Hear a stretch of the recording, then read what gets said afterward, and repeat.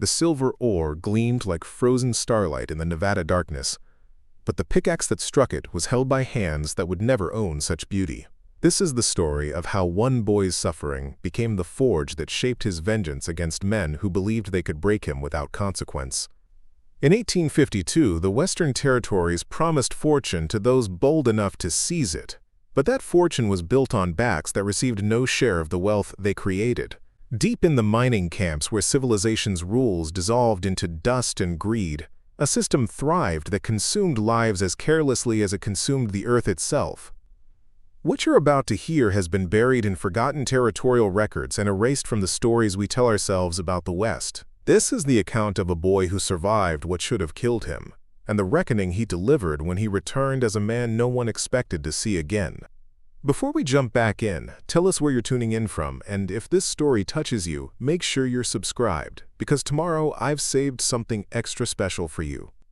Joshua Martin was 14 years old when the iron collar locked around his neck, its weight a constant reminder that his body no longer belonged to him. The year was 1852, and the silver mines of the Nevada Territory operated under a simple principle: extract maximum wealth while spending minimum resources on the labor that made it possible.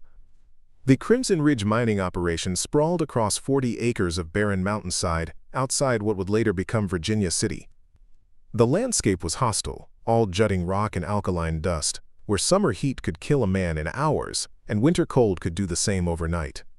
Sagebrush clung to existence in the spaces between mine shafts, and the only water came from a brackish spring that tasted of minerals and desperation.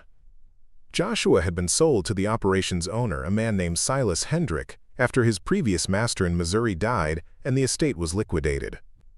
The sale separated Joshua from his mother, Abigail Anderson, and his younger sister, Emily Johnson, both sold to different buyers heading in opposite directions. The last image Joshua carried was his mother's face as the auction yard emptied, her lips forming words he couldn't hear over the auctioneer's final calls.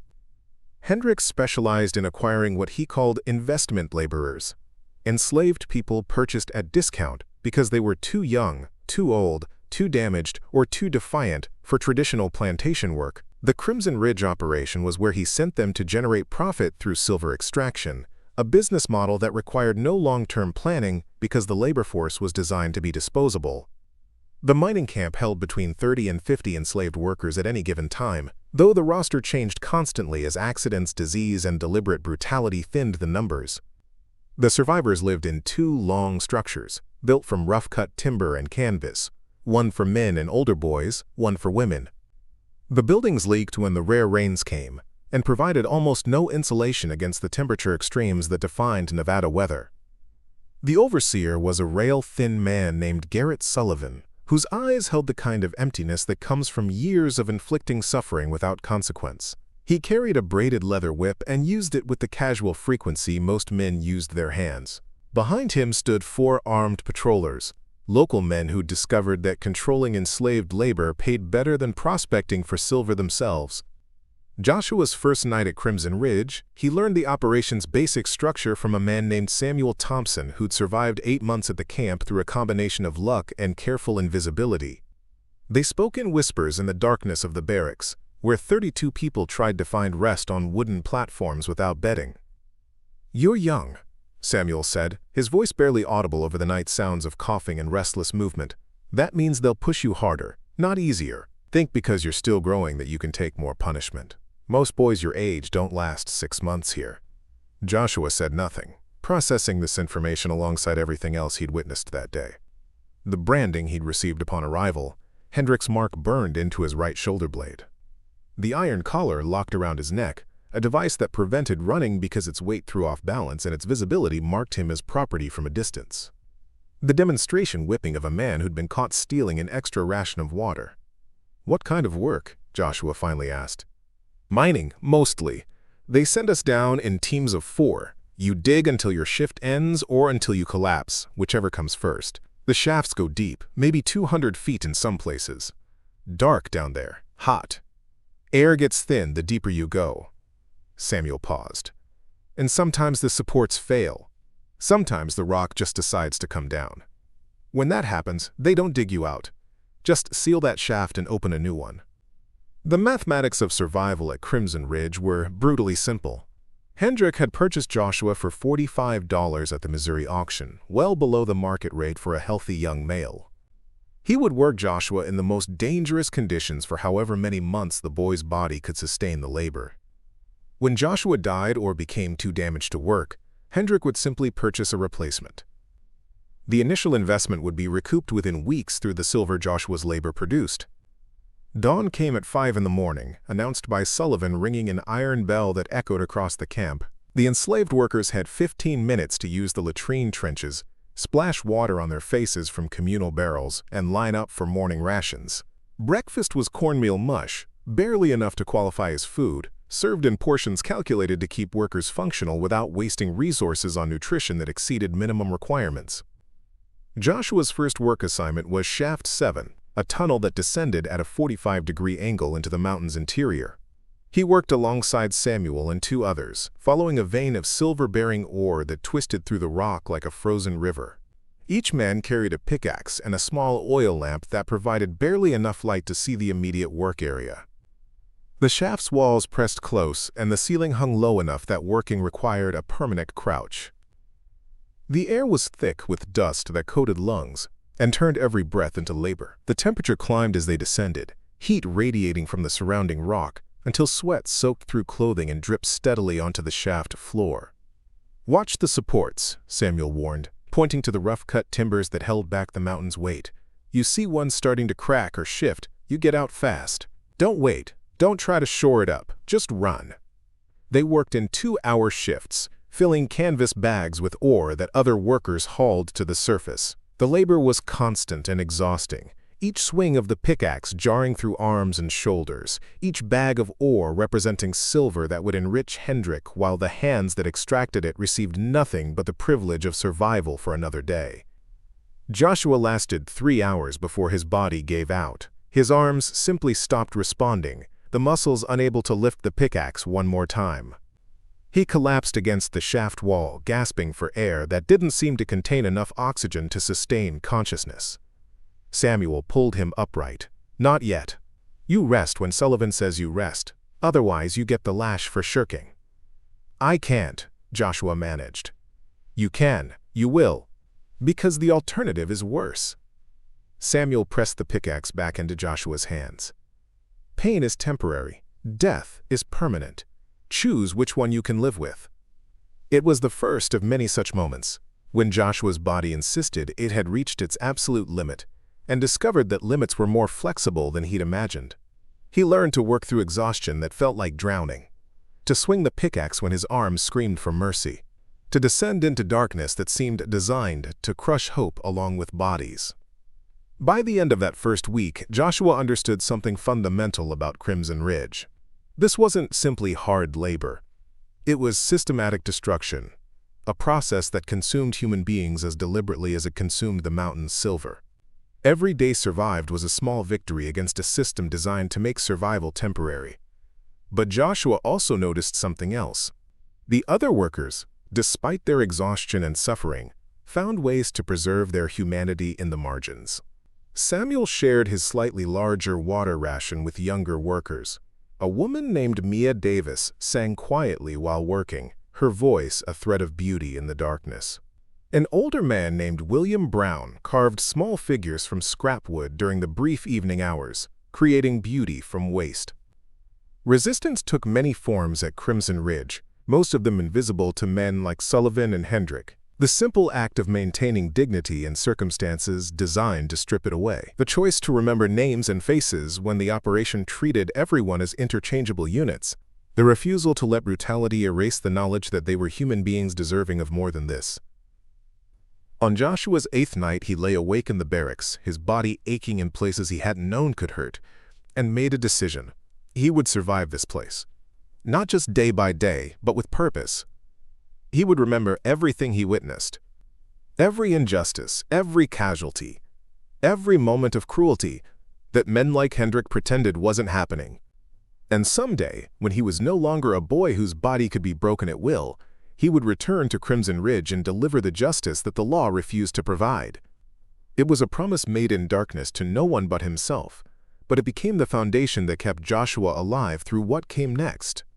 The silver extracted from Crimson Ridge's shafts traveled through a chain of processing that revealed the operation's true economics. Joshua learned this during his third week when Sullivan assigned him to surface work, hauling ore bags from shaft openings to the crushing station where the rock was broken down for smelting. Preparing and narrating this story took us a lot of time, so if you are enjoying it, subscribe to our channel, it means a lot to us. Now back to the story. The crushing station operated under the supervision of a free man named Luther Kane, a grizzled prospector who'd failed to strike his own fortune and now worked for Hendrik, managing the technical aspects of ore processing. Unlike Sullivan, who seemed to enjoy cruelty for its own sake, Kane treated the enslaved workers with cold efficiency, neither kind nor unnecessarily brutal, simply focused on maintaining production quotas. "You're the new boy from Missouri," Kane said, studying Joshua with the attention a man might give a tool he was evaluating for purchase. "Sullivan says you haven't died yet. That's something." Joshua nodded, unsure if response was expected or dangerous. "You see this?" Kane gestured to the ore processing operation. Bags of rock were dumped into a mechanical crusher powered by a water wheel connected to the camp's spring-fed reservoir. The crusher reduced the ore to gravel, which was then hand-sorted by enslaved workers who separated silver-bearing material from waste rock. This operation processes about 400 pounds of ore daily. Maybe 10 pounds of that is actual silver after smelting. You know what 10 pounds of silver is worth? Joshua shook his head. About $200 at current market rates, per day. Kane let that sink in. This camp runs every day except Sunday. That's roughly $1,200 weekly in silver production. You know what Hendrik pays me to manage this operation? Again, Joshua remained silent. $50 monthly, and I'm the highest paid person here besides Hendrik himself. Sullivan gets $35, the patrollers get $20 each. You know what you get? Kane's expression didn't change. The privilege of not being beaten to death today. That's the whole operation right there. Maximum profit through minimum expense. It was the first time anyone had explained the mathematics of Joshua's exploitation in concrete terms. Hendrik was extracting roughly $15,000 in silver annually from Crimson Ridge, while spending perhaps $2,000 on wages, equipment, and the minimal food required to keep enslaved workers functional. The remaining $13,000 represented pure profit, built on a foundation of bodies that could be replaced cheaper than they could be maintained. But Joshua also understood something Kane hadn't explicitly stated. This only worked if the system remained invisible to people who might object. Silver flowed into legitimate commerce through middlemen who asked no questions. Hendrik attended church in the growing settlement of Virginia City, where he was considered a respectable businessman. The territorial governor's office collected taxes on silver production without inquiring about labor conditions at the source. The challenge Joshua faced wasn't simply escaping Crimson Ridge. It was exposing a system that functioned specifically because people chose not to see it. During his fourth week, Joshua witnessed the full scope of how that system maintained itself through violence that served as both punishment and education. A man named Christopher Thomas, who'd been at the camp for 11 months, attempted escape during a supply run to Virginia City. He made it 7 miles before patrollers caught him with dogs that left deep gashes across his back and legs. Sullivan assembled everyone in the central yard for the inevitable demonstration. The whipping post stood at the yard's eastern edge, a weathered timber sunk 4 feet into Nevada hardpan. They stripped Christopher's shirt and bound his wrists to an iron ring mounted chest-high on the post. "This man violated trust," Sullivan announced, walking a slow circle around his captive. "He abandoned his obligations. He chose lawlessness over honest labor." The word obligations hung in the desert air like a curse. As if any of them had chosen this. As if slavery was a contract freely entered, rather than a condition imposed by force and maintained through violence. Sullivan used a bullwhip, each strike calculated to maximize pain, while minimizing permanent damage that might reduce the victim's work capacity. The count reached 39 lashes, one fewer than 40, maintaining the fiction of biblical restraint even while inflicting measured torture. Christopher screamed for the first 20 lashes, then went silent, then screamed again when Sullivan poured salt water over the raw meat his back had become. Joshua forced himself to watch.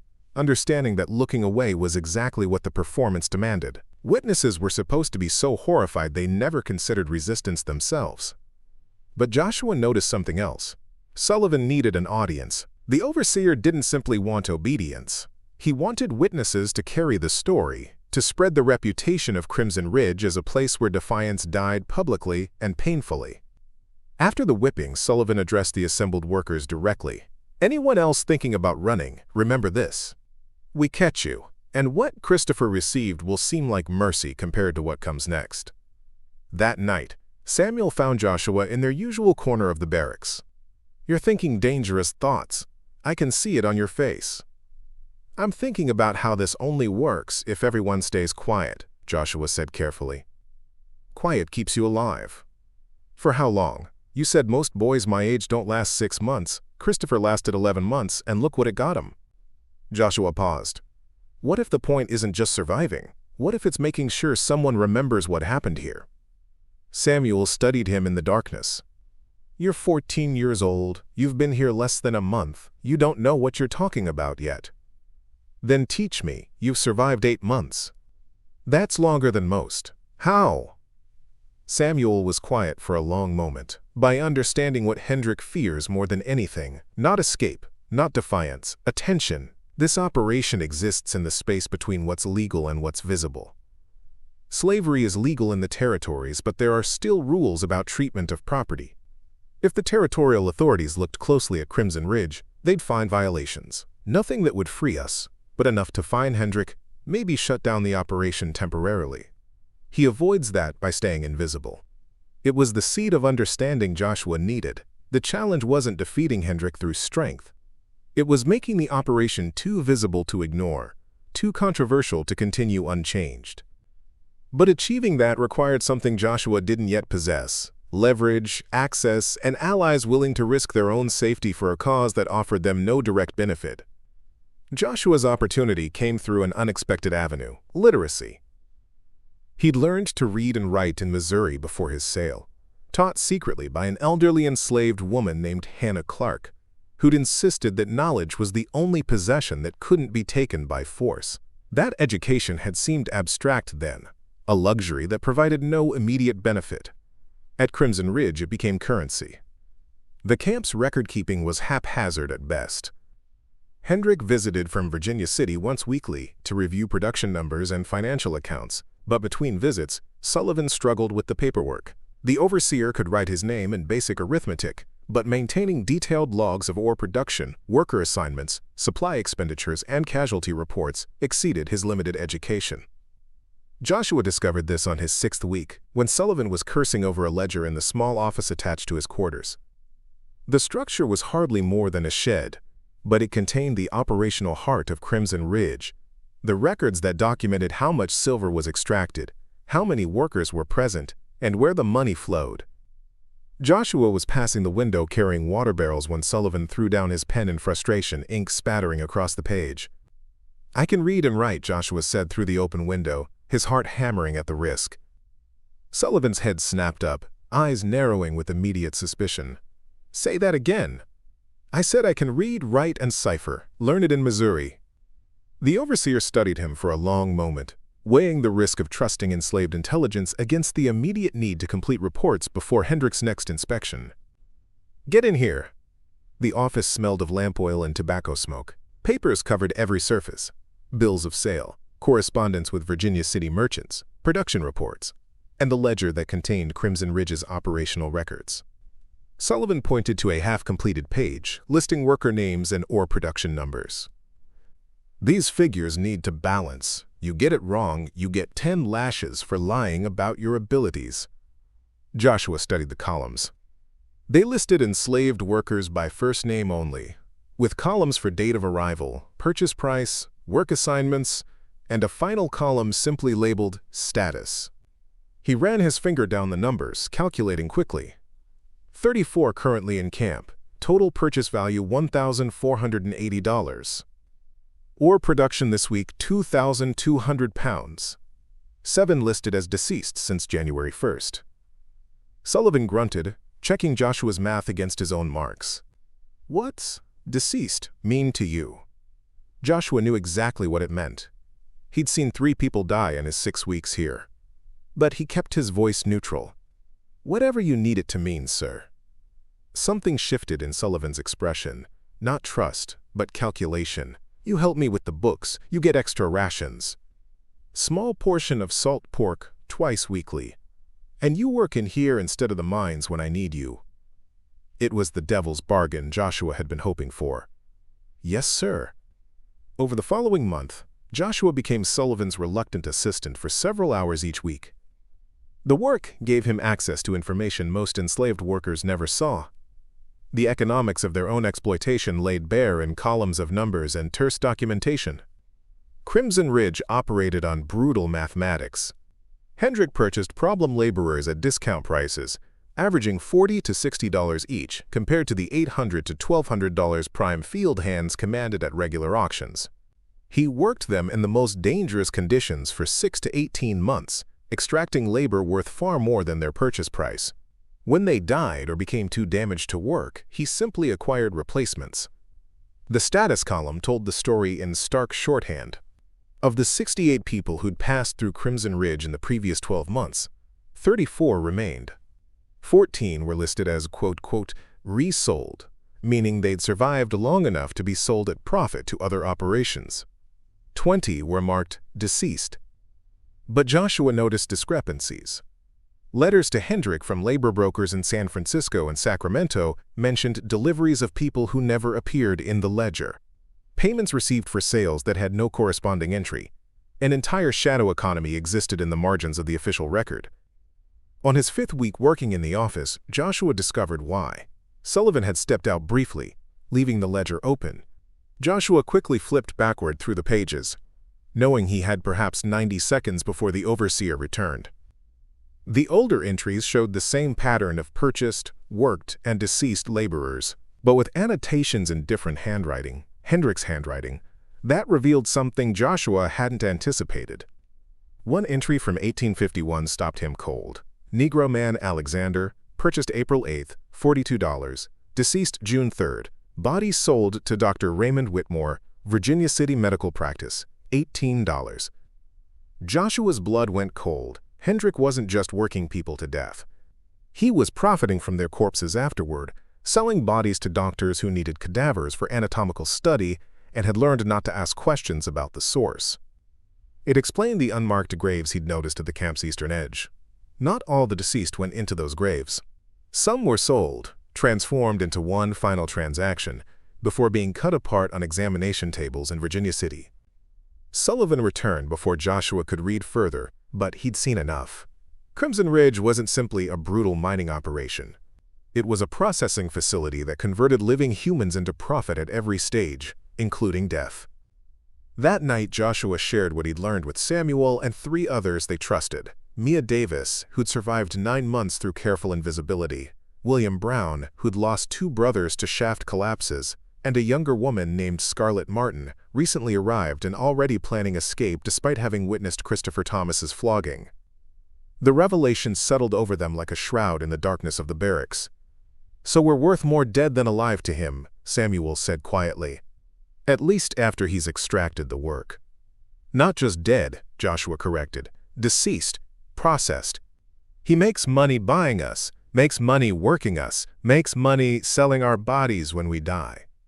We're inventory that generates revenue 3 different ways." William spoke up, his voice rough with accumulated grief. "Then what's the point? Running doesn't matter. Staying doesn't matter. We're already counted as dead, just haven't finished the paperwork yet." "No," Joshua said firmly. "Knowing matters. Understanding the system is the first step to breaking it." "How?" Scarlett asked. "How do you break a system that has law, guns, and money behind it?" It was the question that kept Joshua awake that night, staring at the barracks ceiling, where gaps in the boards revealed stars that seemed impossibly distant. How did you fight a system this comprehensive, this economically integrated, this casually monstrous? The answer came to him as dawn light began filtering through the walls. You didn't fight the entire system at once. You found its weakest point and pushed there until something broke. And Joshua was beginning to understand what Crimson Ridge's weak point was, the silence that allowed it to function. Hendrik's operation depended on remaining invisible to people who might object if they actually saw what was happening. Break that silence, force witness from someone whose conscience wasn't completely dead, and you might start something larger than individual escape.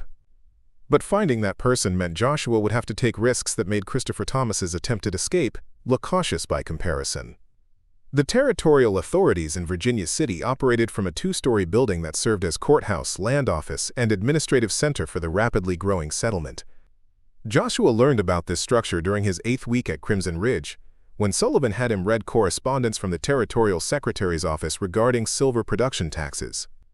The letter was routine bureaucracy, a request for updated production figures to calculate quarterly tax assessments. But what struck Joshua was the tone, formal and businesslike, treating Hendrik's operation as just another legitimate enterprise contributing to territorial revenues. No questions about labor conditions, no inquiries about worker welfare, just numbers, taxes, and the smooth functioning of commerce. Virginia City in 1852 was a settlement of roughly 800 people, most of them men, seeking fortune through mining, merchant trade, or the various services that supported both. The town had 3 general stores, 2 saloons, a church, a doctor's office, and the Territorial Administrative Building. It also had a newspaper, the Nevada Territory Gazette, published weekly by a man named Michael Miller, a former journalist from Philadelphia who'd come west, seeking stories more dramatic than East Coast politics. Joshua discovered Miller's existence through another piece of correspondence Sullivan had him file. An advertisement Hendrik had placed in the Gazette promoting Crimson Ridge as a, quote, modern mining operation utilizing advanced extraction techniques and efficient labor management. The advertisement made no mention of enslaved workers, instead using euphemisms like contract laborers and managed workforce. The gap between the advertisement's language and the reality of Crimson Ridge represented everything Joshua was learning about how the system maintained itself. Violence kept the enslaved workers controlled. Euphemism kept the wider community complicit. Everyone in Virginia City knew, in the abstract sense, that mines used enslaved labor. But the specific details of how that labor was extracted, the bodies that disappeared, the systematic brutality remained conveniently invisible. Sullivan himself revealed the network of complicity during a conversation Joshua overheated in the office. The overseer was meeting with a merchant from Virginia City named Thomas Wilson, who supplied Crimson Ridge with tools, lamp oil, and other necessities. Hendrik wants the usual order doubled, Sullivan was saying. We're expanding operations into the western shafts. Wilson consulted his ledger. That'll run about $200. He good for credit? Always has been. Pays on time, causes no trouble. You won't find a better customer. Heard there was some incident last month, runaway caught and disciplined? Sullivan's voice went flat. Standard procedure. Nothing that affects our business relationship. Course not. Just asking. People talk, you know. Some folks in town get uncomfortable when they hear about conditions at the labor camps. People who get uncomfortable should mind their business. This is legal enterprise, properly licensed and taxed. What happens at Crimson Ridge stays at Crimson Ridge. Wilson chuckled. Fair enough. I'll have the order ready by Friday. The exchange revealed the careful dance that allowed operations like Crimson Ridge to function. Wilson knew exactly what standard procedure meant. Knew that, quote, code Fort camps was code for brutality most people preferred not to acknowledge. But he also knew that Hendrik's money spent as well as anyone's, and asking too many questions interfered with profit. The complicity extended beyond individual merchants. Joshua learned this when Sullivan had him copy a list of Virginia City businesses that supplied Crimson Ridge or purchased its silver. Wilson's General Store provided tools and dry goods. Dr. Raymond Whitmore, the physician who'd purchased bodies for anatomical study, also treated the camp's overseers for their various ailments. The First Baptist Church had accepted a donation of $100 from Hendrik for its new bell tower. Most damning was a document Joshua found while organizing old correspondence. A letter from 1850 showing that the territorial governor himself had granted Hendrik the mineral rights to Crimson Ridge and surrounding claims. The governor's signature sat bold and clear at the bottom, followed by a postscript congratulating Hendrik on his innovative approach to labor efficiency. The system didn't function because a few evil men forced it upon an unwilling community. It functioned because the entire community chose to benefit from evil while calling it something else. progress, development, economic opportunity. The natural order of things. Hendrik couldn't operate Crimson Ridge without dozens of people providing support, looking the other way, taking his money, and sleeping soundly afterward. The territorial government collected taxes on silver extracted by enslaved labor. The church accepted donations funded by bodies sold to medical colleges. Merchants supplied the tools that dug the shafts where workers died. Everyone was complicit. Everyone profited. Everyone chose not to see. Joshua shared these discoveries with his small circle of allies over the following weeks. They met in whispered conversations during the brief evening hours, speaking carefully while 40 other people pretended not to hear, their silence its own form of protection. "So the whole town knows," Mia said quietly. "They just don't care enough to stop it." "They care," Joshua corrected. "That's worse. They care enough to make sure it stays hidden. Care enough to use euphemisms and look away when wagons carry bodies to the doctor's office. They know exactly what's happening, and they've decided their comfort matters more than our lives." William shifted in the darkness. "Then how do you fight that? If the whole system is built on people choosing not to see, what makes you think you can force them to look?" It was the question Joshua had been wrestling with since understanding the full scope of Crimson Ridge's support network. How did you break complicity this comprehensive? How did you make people see what they'd spent years carefully avoiding? The answer, when it came, felt less like strategy and more like desperation. You didn't change everyone's mind at once. You found one person whose conscience wasn't completely dead, someone whose position gave them the ability to act, and you forced them to witness something they couldn't rationalize away or forget. But finding that person meant Joshua would have to venture into Virginia City itself, and that meant engineering circumstances that would justify Sullivan allowing him off campgrounds. The opportunity came through an unexpected source, Dr. Raymond Whitmore. The physician made monthly visits to Crimson Ridge to treat the overseers and patrollers for their various ailments. He was a man in his late 30s who'd established his practice in Virginia City only 18 months prior, after his medical career in San Francisco had ended under circumstances no one discussed openly. Unlike the older doctors who'd grown comfortable with the territory's moral compromises, Whitmore still carried himself with the idealism of someone who believed medicine should serve healing rather than commerce. Or at least that's what Samuel had observed during the doctor's previous visits. "He looks at us differently than most white folks. Not with sympathy exactly, but like he's seeing people instead of property. Makes Sullivan uncomfortable." Joshua recognized opportunity in that discomfort. If Whitmore still possessed something resembling a conscience, if he could be forced to witness Crimson Ridge's reality in circumstances he couldn't dismiss or forget, he might become the crack in the system's wall of silence. Engineering that witness would require careful planning, significant risk, and a willingness to use human suffering, including potentially his own, as the catalyst. But Joshua had learned that survival at Crimson Ridge required making calculations that would have seemed unthinkable months ago. The plan took shape over 3 weeks of careful observation and quiet coordination with his allies. It required timing, opportunity, and a level of controlled chaos that could backfire catastrophically if any element failed. But the alternative was remaining invisible until the mines or disease or deliberate cruelty consumed him like it had consumed the 20 people marked deceased in the ledger. And his allies set their plan in motion. What followed would either break Crimson Ridge's wall of silence or get them all killed in the attempt. The plan required sacrifice, and William Brown volunteered himself as the instrument. He was 43 years old, had survived 14 months at Crimson Ridge through careful invisibility, and had watched 2 brothers die in shaft collapses during his time there. When Joshua explained what was needed, William accepted with the tired resignation of someone who'd already made peace with death. "My body's already breaking down," William said during their final planning session. "Lungs are bad from the dust, back's giving out. I got maybe 3 months left in me before Sullivan decides I'm not worth feeding. Might as well make those 3 months count for something." The injury needed to be severe enough to require immediate medical attention, but not so catastrophic that treatment was obviously futile. It needed to happen when Whitmore was present at the camp. And critically, it needed to occur in circumstances that would force the doctor to see Not just one injured man, but the systematic conditions that made such injuries inevitable and routine. Thursday, September 23rd arrived with the oppressive heat that characterized Nevada autumns. Whitmore's carriage arrived at mid-morning, the doctor making his usual rounds, treating a patroller's infected tooth and examining Sullivan's persistent cough. Joshua was working in the office, positioned to observe when the doctor arrived and calculate timing for the plan's execution.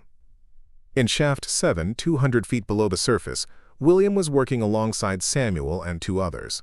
They'd chosen this shaft specifically because its supports were already failing, creaking under the mountain's weight, small rocks periodically shaking loose from the ceiling.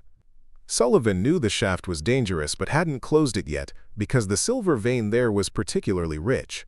The calculation was simple: extract maximum ore before the inevitable collapse, then seal the shaft and write off any casualties as acceptable losses. William positioned himself beneath a support beam that showed visible cracks, then deliberately kicked out the temporary brace that held it stable. The beam shifted. The mountain groaned. And then 2 tons of rock came down in a controlled collapse that William had engineered to trap his legs without immediately crushing them. His screams echoed up the shaft, reaching the surface where Joshua waited. Samuel and the others called for help, their shouts carrying genuine panic, because even though the collapse was planned, the danger was entirely real. Sullivan rushed to the shaft opening, cursing at the disruption. "What happened?" "Collapse in 7, Samuel called up. "William's trapped, still alive, but his legs are pinned." The overseer's face showed the calculation Joshua had anticipated. A trapped worker meant lost time. It meant potential complications if William died during extraction. It meant explaining the incident to Hendrik. But with Whitmore present, it also meant witnesses to how Sullivan handled the situation. "Get him out," Sullivan ordered. "Carefully, don't bring down more rock." It took 20 minutes to extract William from the shaft, during which time his screams provided a soundtrack that everyone on the surface could hear. When they finally brought him up, both legs were crushed below the knee, bones visible through torn flesh, blood soaking into the Nevada dust. Whitmore was just finishing with the patroller when they carried William past the office. The doctor's face went pale, but he moved quickly to examine the injured man. "This needs immediate surgery. Both legs will require amputation above the injury site. Where's your medical facility?" Sullivan gestured vaguely toward the small infirmary structure at the camp's edge. "In there, but that's for overseers and patrollers. This one's just a worker. This man needs immediate treatment, or he'll die from blood loss or infection within hours. Then he dies. Treatment costs more than replacement." It was the moment Joshua had engineered, Whitmore hearing Sullivan state explicitly, in matter-of-fact terms, that an enslaved man's life was worth less than the cost of medical care. The doctor's expression shifted from professional concern to something harder. "I took an oath to treat the sick and injured. I'm not refusing care because you've decided this man is disposable." Sullivan's hand moved to the whip at his belt. "You're here to treat overseers, Doc. What I do with camp property is my business." Joshua stepped forward from the office doorway, his voice calm, but carrying to where both men stood. "Dr. Whitmore, my name is Joshua Martin. I'm 14 years old. I keep the ledgers here sometimes. I can show you how many people have died at this camp in the past year, and where their bodies went afterward." The silence that followed was absolute. Sullivan's face went red with fury. Whitmore's gaze locked on Joshua with sudden intensity. "What did you say?" "I said I keep records. 20 people marked deceased since January, 12 of those sold to medical practices for anatomical study. Their names were Alexander Davis, Matthew Moore, Joseph Taylor, Anthony White, Nicholas Clark, Harper Taylor, Evelyn Thomas, Ella White, Grace Harris, Madison Garcia, Natalie Robinson, and Hannah Clark. I can read you the prices paid for their bodies if you want." Sullivan lunged toward Joshua, but Whitmore stepped between them. "Don't. Whatever you're about to do, don't. Because I'm a witness now, and if this boy disappears or ends up injured after speaking to me, I'll make sure every territorial authority knows why." The standoff held for 5 seconds that felt like hours. Then Sullivan stepped back, his expression murderous but controlled. "Fine. Treat the worker if it makes you feel righteous. But that boy's gonna regret opening his mouth." Whitmore turned to Joshua. "Show me these ledgers, now." What followed was 2 hours of the doctor examining Crimson Ridge's operational records while treating William's injuries in the infirmary. Joshua walked Whitmore through the documentation methodically, showing him the pattern of purchased workers, deceased workers, and the correspondence with Virginia City medical practices regarding body purchases. The doctor's hands shook as he worked, stitching William's legs after the amputation while reading entries that documented systematic brutality disguised as business operations. He said nothing during the examination, his face growing increasingly rigid as each new piece of evidence confirmed what Joshua was revealing.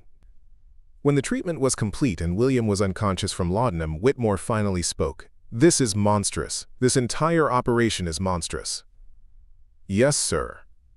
Hendrick will say it's all legal, that enslaved labor is permitted in the territories, that he's operating within the law. The body sales aren't legal, sir. Selling deceased individuals without proper documentation or family consent violates territorial statutes regarding handling of human remains. I've read enough law documents in the correspondence to know that." Whitmore met Joshua's eyes. "You've thought this through. You engineered that collapse to force me to see all this." William volunteered, sir. He knew his time was limited anyway, we all do here. Most boys my age last 6 months. I've been here almost 3 months. I wanted someone to know what happens here before I become another name in the deceased column. The doctor packed his medical bag with jerky movements, his professional composure cracking. "What do you expect me to do with this information?"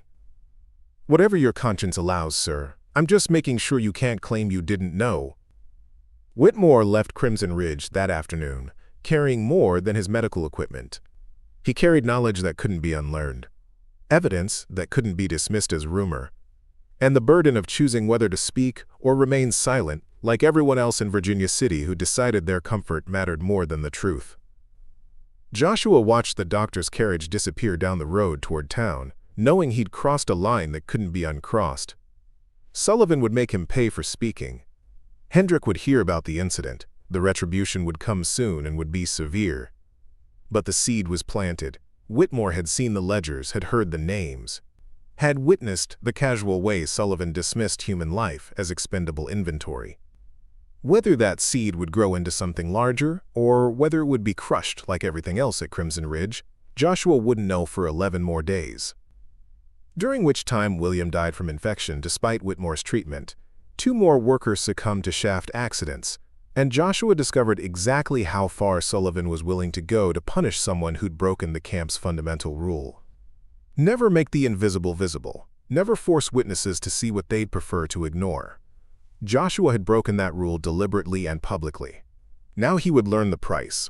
The sealed letter arrived at the territorial courthouse in Virginia City on October 4, 1852, and its contents would force every person of authority in the settlement to choose sides. Joshua didn't learn about the letter until 5 days later when its consequences reached Crimson Ridge like a dust storm rolling across the desert. But Dr. Raymond Whitmore had spent 11 sleepless nights deciding whether to send it, knowing that once he broke the silence, there was no taking it back. The letter was addressed to Judge Harrison Webb, the territorial circuit judge who presided over Nevada with a reputation for unusual integrity. Unusual because he occasionally ruled against mining interests when territorial law demanded it, much to the fury of men who believed wealth exempted them from legal constraints. Whitmore had chosen his recipient carefully, a man whose conscience might still function, whose position gave him authority to act, and whose political future required maintaining at least the appearance of lawfulness. From Judge Webb's private papers, archived at the Nevada Territorial Historical Society, October 4, 1852. Received a disturbing correspondence from Dr. R. Whitmore regarding conditions at the Hendrick mining operation known as Crimson Ridge. Claims of systematic negligence resulting in preventable deaths. Allegation that deceased workers are being sold to medical facilities for anatomical study without proper legal documentation. If true, this violates territorial statutes regarding handling of human remains and represents significant liability for all parties involved. Must investigate, though such inquiry will create enemies among the mining interests who fund territorial operations. The letter triggered something Hendrick had always avoided: official scrutiny. Not because anyone particularly cared about enslaved workers' welfare, but because Whitmore had framed his complaint in terms territorial authorities couldn't ignore. Property law violations, undocumented financial transactions that implied tax evasion, and most critically, improper handling of human remains that could expose Virginia City's medical establishment to scandal. On October 9th, Judge Webb arrived at Crimson Ridge, accompanied by the territorial marshal and 2 deputies.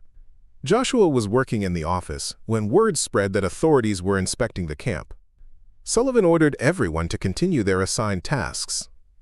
But the tension was visible in every movement, every careful glance toward the cluster of official visitors examining the operation's visible structures. The inspection lasted 6 hours.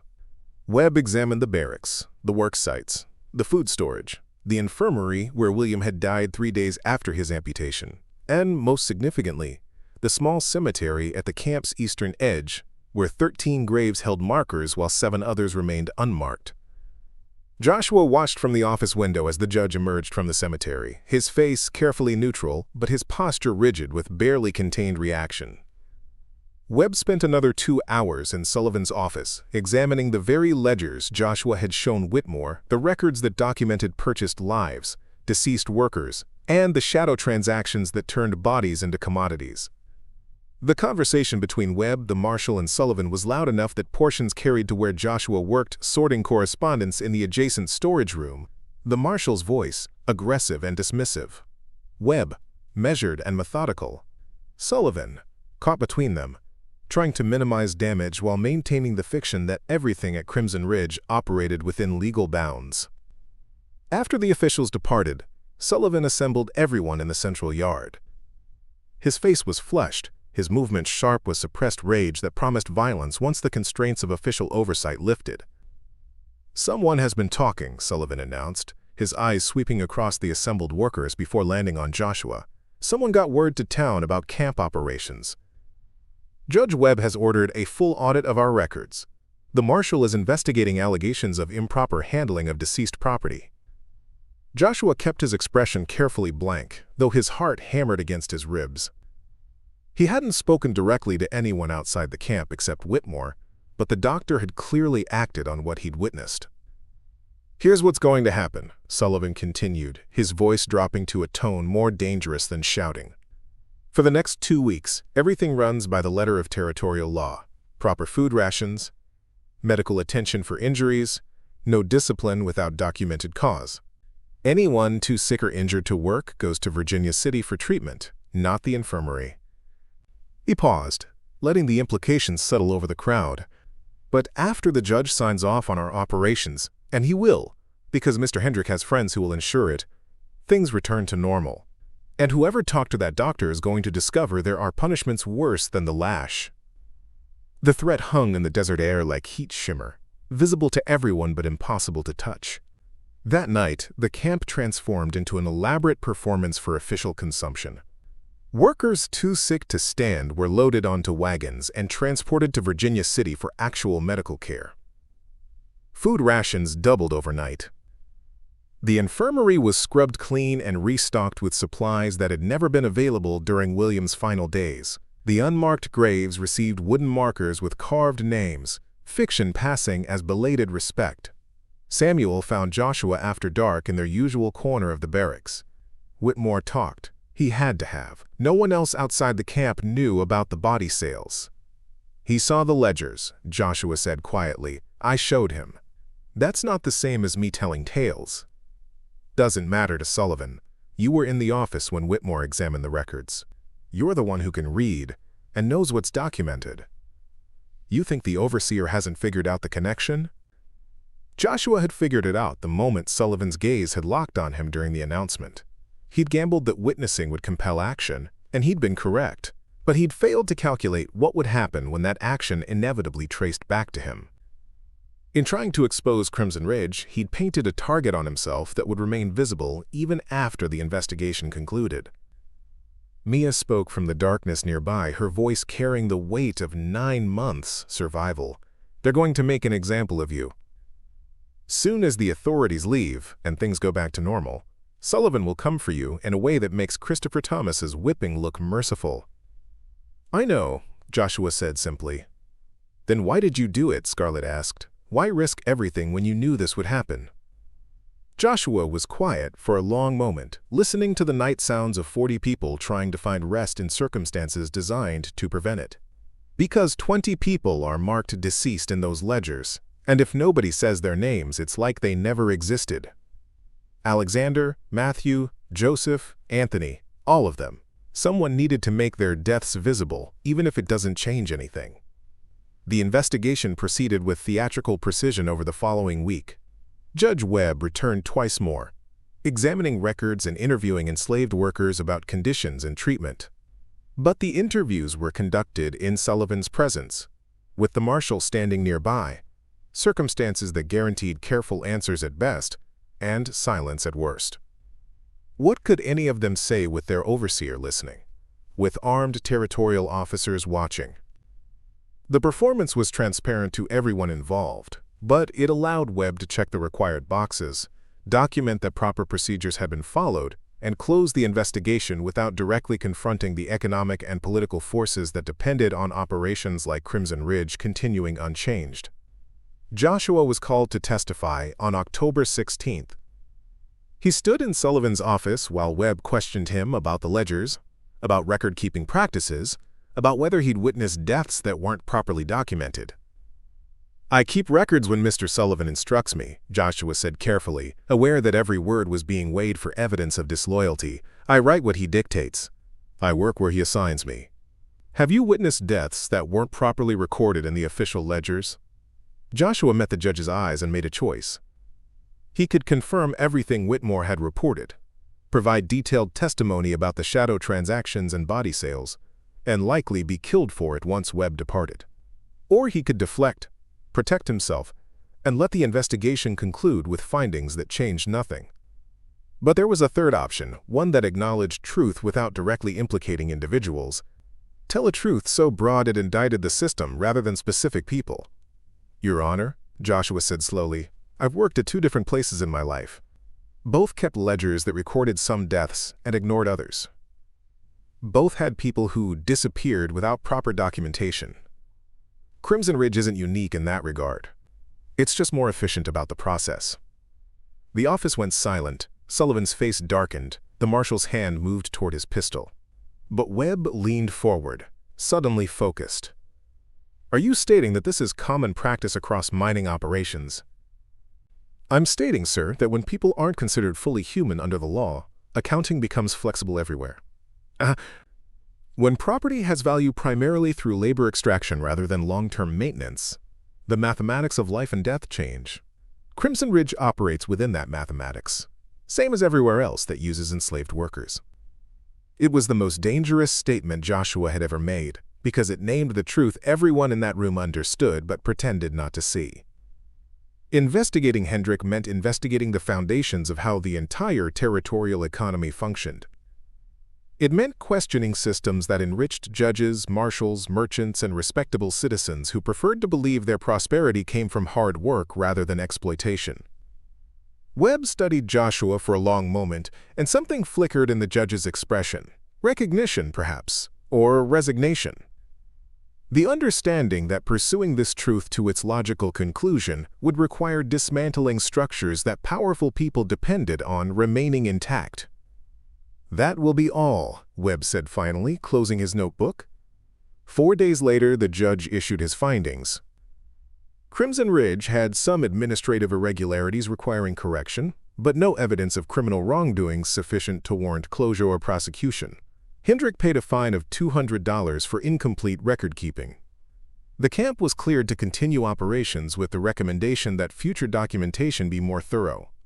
Joshua had forced witness, had triggered investigation, had made the invisible temporarily visible, and the system had absorbed it all without fundamental change because the complicity ran too deep, involved too many people, generated too much wealth.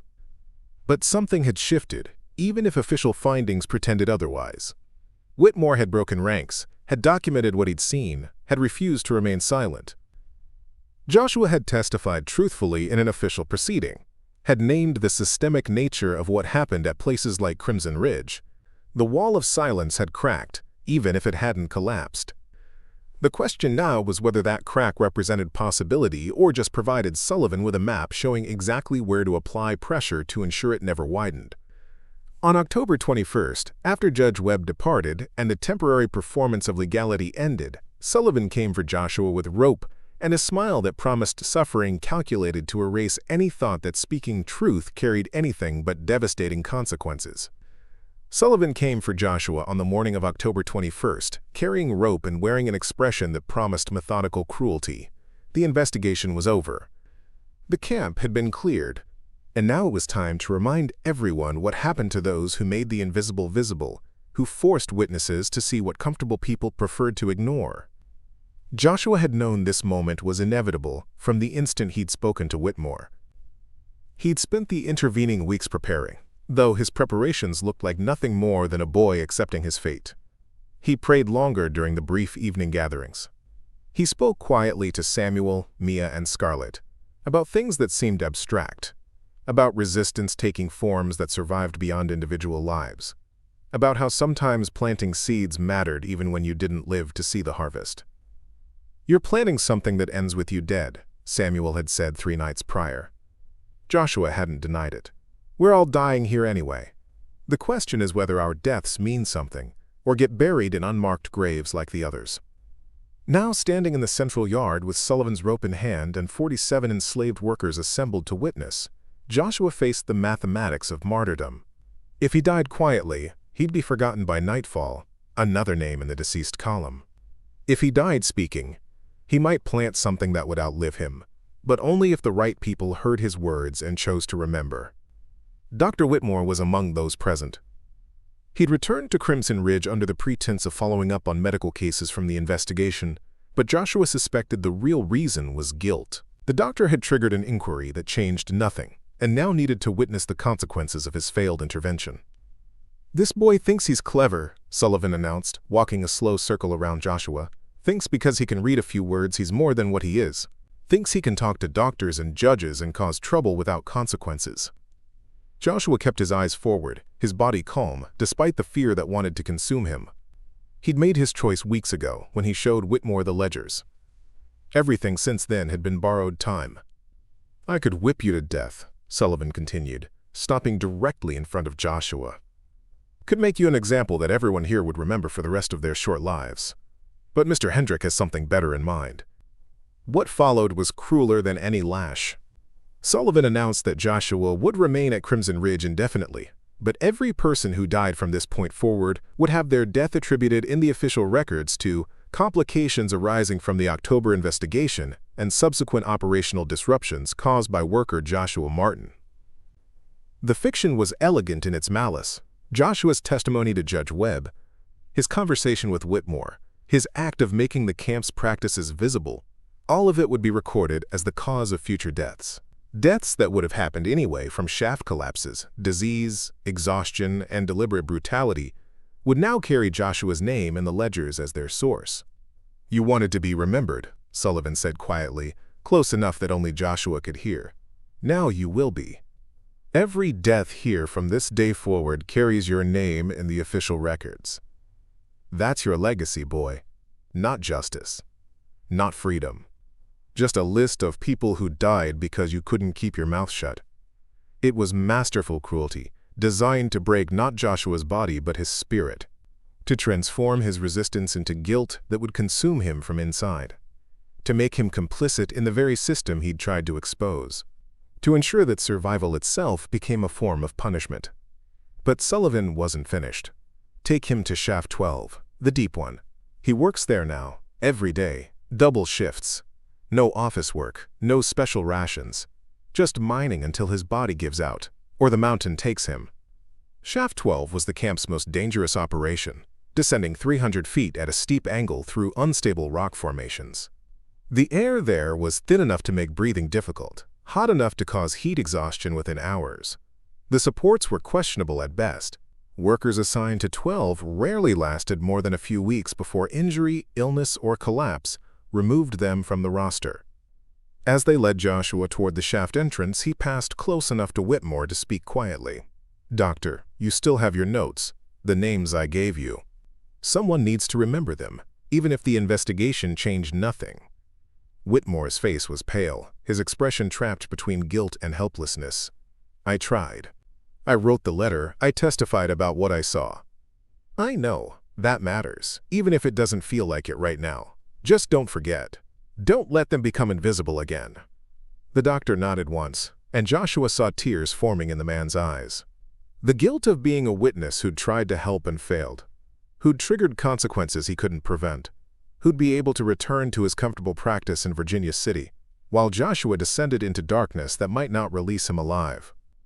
Shaft 12 swallowed Joshua like a throat closing around prey. The descent was steep enough to require both hands for balance, the tunnel walls pressing close enough to scrape shoulders and back. The heat built with every step downward, the air growing thick and insufficient.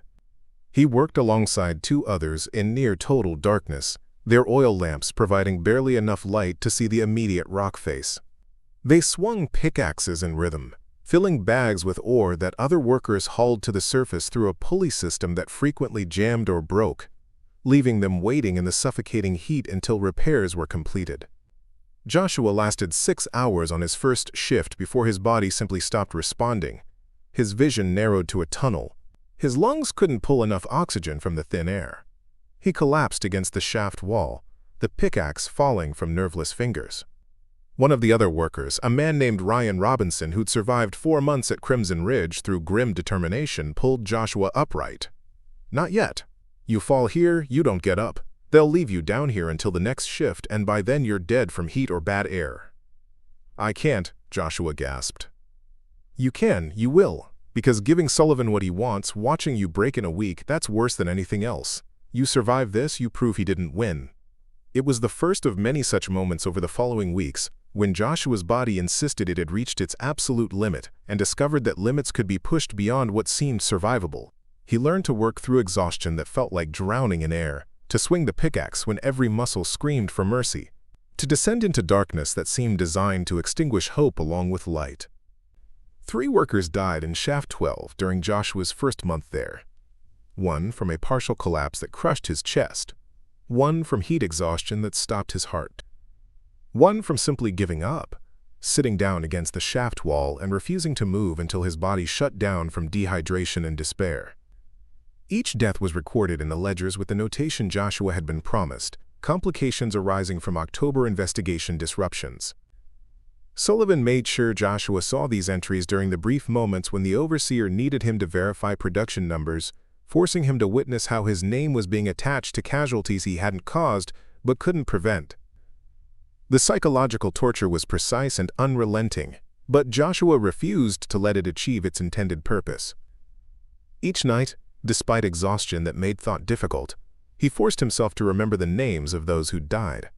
Not just the 3 from Shaft 12, but all 23 now marked in the ledgers since January.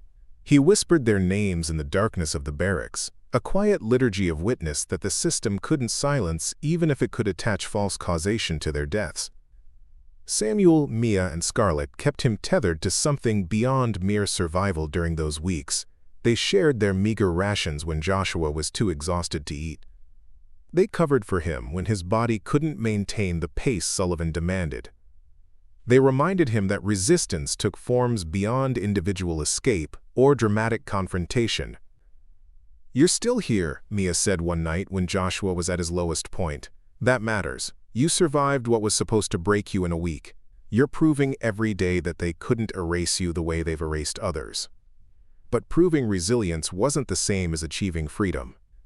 Joshua was still trapped at Crimson Ridge, still working in conditions designed to kill him slowly, still watching people die while his name was attached to their deaths in official records. The investigation had changed nothing fundamental about the camp's operations. Hendrick continued profiting. Sullivan continued brutalizing. The territorial authorities continued collecting taxes on silver extracted through systematic exploitation. 2 months after his assignment to Shaft 12, Joshua was still alive but barely recognizable as the boy who'd arrived at Crimson Ridge 5 months earlier. His body was skeletal from insufficient food and excessive labor. His lungs were damaged from breathing dust and thin air. His hands were scarred from constant work with rough tools. His spirit was tested in ways that made physical suffering seem almost simple by comparison. On December 15, 1852, Joshua turned 15 years old in the darkness of Shaft 12, swinging a pickaxe and wondering if this was how he'd die. Not dramatically, not making a final statement, but simply worn down to nothing by a system designed to consume bodies as efficiently as it consumed the mountain's silver. He'd tried to expose Crimson Ridge's practices, had forced witness from a doctor whose conscience wasn't completely dead, had testified truthfully to a territorial judge, had made the invisible visible, if only temporarily. And he'd survived the consequences, which was its own form of victory even if it tasted like defeat. Even if the only prize for survival was more days of the same brutal conditions. Even if his legacy would be false entries in a ledger rather than the justice he'd hoped to inspire. But as Joshua would discover, survival itself was preparing him for something he couldn't yet imagine. The seeds he'd planted were growing in places beyond his vision, taking root in the conscience of a doctor who couldn't forget what he'd witnessed, in the memories of workers who'd seen a boy refuse to be broken, in the cracks appearing in a system that depended on absolute silence to function. Sometimes resistance doesn't achieve immediate victory. Sometimes it just refuses to die, waiting for circumstances that might eventually allow it to grow into something larger than one person's defiance. Joshua escaped Crimson Ridge on March 3, 1853, but freedom came in a form he'd never anticipated. Not through running, not through rescue, but through the systematic collapse of the very system that had tried to break him.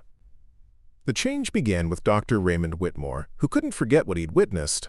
The doctor had spent 4 months attempting to resume his normal practice in Virginia City, treating miners for injuries and respectable families for their various ailments. But the names Joshua had recited haunted him during every procedure. The ledgers he'd examined appeared in his dreams. The casual way Sullivan had dismissed human life as expendable inventory eroded Whitmore's ability to participate in the comfortable fiction that allowed Virginia City to prosper while enslaved workers died in the mountains. In January 1853, Whitmore did something unprecedented.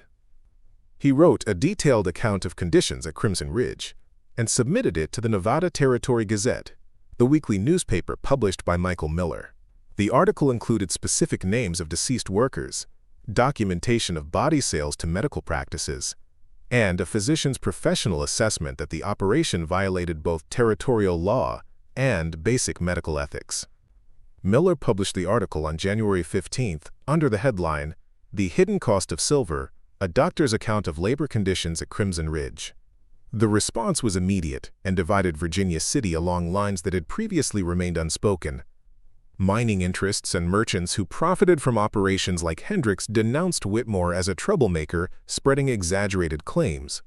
The Territorial Secretary's office issued a statement defending the legitimacy of properly licensed mining operations. Several prominent citizens called for Whitmore's medical license to be revoked for violating patient confidentiality, though no patients were named in his account. But others responded differently. A minister at the First Baptist Church, the same church that had accepted Hendricks' donation, delivered a sermon questioning whether prosperity built on such suffering could be called godly. 3 merchants announced they would no longer supply Crimson Ridge. Most significantly, Judge Harrison Webb quietly reopened his investigation, this time without advance notice to Hendrick. The second investigation was different from the first. Webb arrived at Crimson Ridge on February 8th with federal marshals rather than territorial officers, acting on authority that superseded local politics. They examined not just the ledgers but the unmarked graves. They interviewed workers without Sullivan present. They documented conditions in Shaft 12 and other dangerous operations. Joshua was working 300 feet below ground when the marshals descended into the shaft, their presence so unexpected that for a moment he thought he was hallucinating from bad air.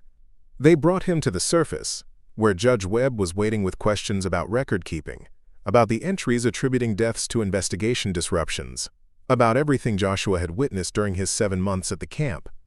This time, Joshua told the complete truth, not broad statements about systematic problems, but specific documentation of how Hendricks' operation functioned.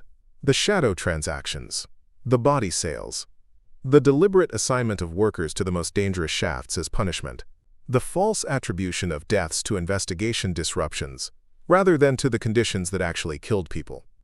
Webb listened, took notes, and 3 days later issued a ruling that changed everything.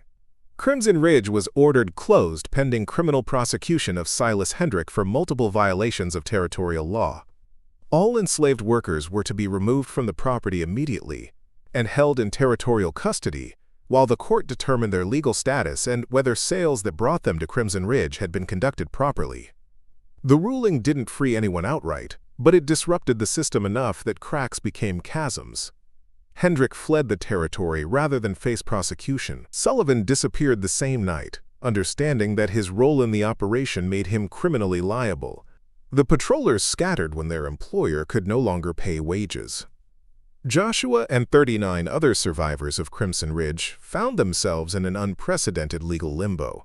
They were technically still enslaved, but their owner had fled and their place of bondage had been condemned. The territorial court appointed administrators to determine their status while criminal proceedings moved forward at the glacial pace of frontier justice. During this limbo period, something unexpected happened. Several workers, including Joshua, were hired by Virginia city businesses as paid laborers while their legal status remained unresolved. The wages were minimal, but they were wages, something none of them had experienced before. Joshua found work at Miller's newspaper, initially as a typesetter's assistant, but gradually taking on more responsibility as his literacy became apparent. Miller was a complicated man, motivated partly by genuine opposition to slavery's excesses and partly by the recognition that Whitmore's exposé had sold more newspapers than anything else he'd published. But he gave Joshua opportunities that transformed the boy who'd survived Crimson Ridge into something unexpected: a voice. Joshua began writing brief accounts of his experiences, which Miller published in the Gazette under the byline, "A Former Worker Speaks." The articles were simple, factual descriptions of daily life at Crimson Ridge, naming the deceased workers and describing how they died. No dramatic rhetoric, no appeals to emotion, just witness in plain language that made the abstractions of labor conditions concrete and undeniable. The articles circulated beyond Virginia City, reprinted in newspapers across the territory, and eventually reaching California and Oregon. They contributed to growing tensions over slavery in the Western territories that would eventually culminate in far larger conflicts. But in the immediate term, they made it impossible for people to claim ignorance about what operations like Crimson Ridge actually entailed. On July 4, 1853, Judge Webb issued a final ruling in the Crimson Ridge case. Hendrick's property was forfeit to the territory. The enslaved workers who'd survived were granted provisional freedom pending resolution of territorial slavery laws, with the understanding that if slavery remained legal, they could theoretically be claimed by Hendrick's creditors. But in practical terms, with Hendrick gone and the operation condemned, no one stepped forward to claim them. Joshua was 17 years old when he finally, tentatively, began to believe he might actually be free. Not through dramatic escape, not through individual resistance, but through the slow grinding of a system forced to confront its own contradictions when they became too visible to ignore. He continued working for the Nevada Territory Gazette for 2 more years, writing accounts of labor conditions at other mining operations, documenting the names and stories of workers who died anonymously. His writing was never eloquent, but it was persistent, creating a record that couldn't be erased or forgotten. In 1855, Joshua used his saved wages to travel east, searching for any trace of his mother and sister. The search consumed 3 years and led through 5 states, following fragmentary records and fading memories. He never found them. The trail disappeared into the vast machinery of human commerce that had scattered families across a continent. But in Richmond, Virginia in 1858, Joshua met a woman named Zoe Lewis who'd also been separated from her family through sale. They married 6 months later and eventually settled in Philadelphia, where Joshua found work as a clerk and continued documenting stories of enslaved workers in whatever forms reached him through correspondence and newspaper reports. The scars from Crimson Ridge never fully healed. Joshua's lungs remained damaged from breathing dust and thin air.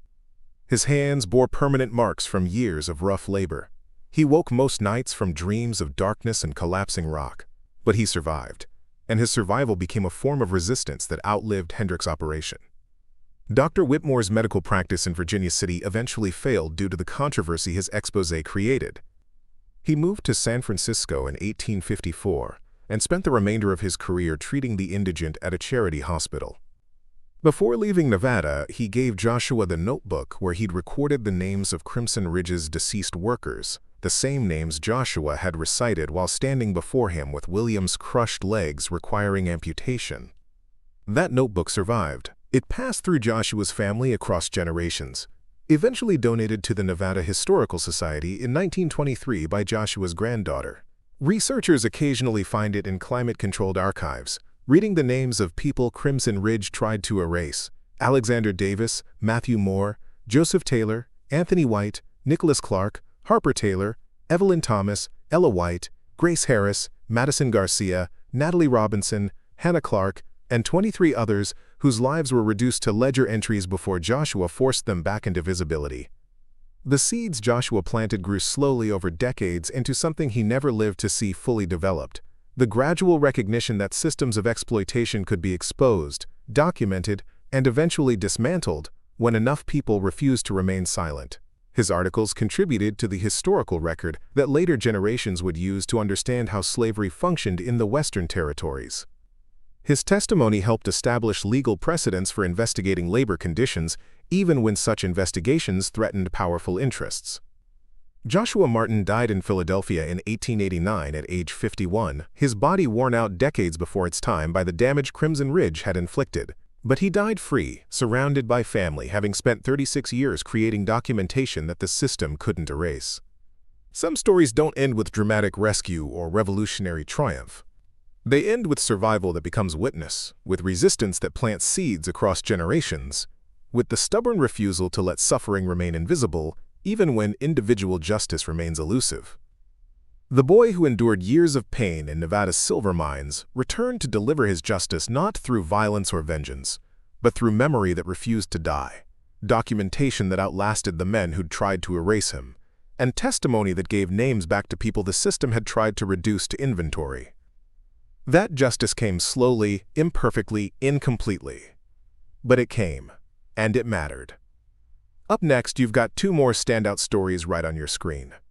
If this one hit the mark, you won't want to pass these up. Just click and check them out. And don't forget to subscribe and turn on the notification bell, so you don't miss any upload from us.